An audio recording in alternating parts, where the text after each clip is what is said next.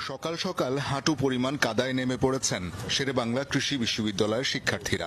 উদ্দেশ্য ধানের বীজতলা তৈরি। আকস্মিক বন্যায় ক্ষতিগ্রস্ত কৃষকদের পাশে দাঁড়াতেই এই উদ্যোগ।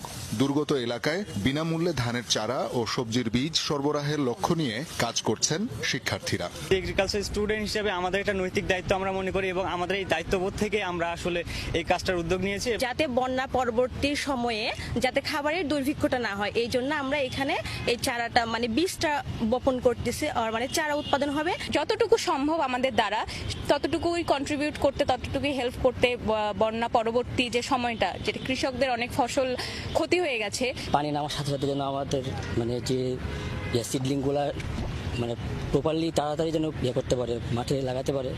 বন্যা কবলিত এলাকার জন্য উপযোগী ধান ব্রি 23, ব্রি 75 এবং বিনা 17 ধানের বীজ সংগ্রহ করে এগ্রোনমি ফিল্ডে 4 বিঘা জমিতে বীজ বপন করে চারা উৎপাদনের জন্য প্রস্তুত করা হয়েছে।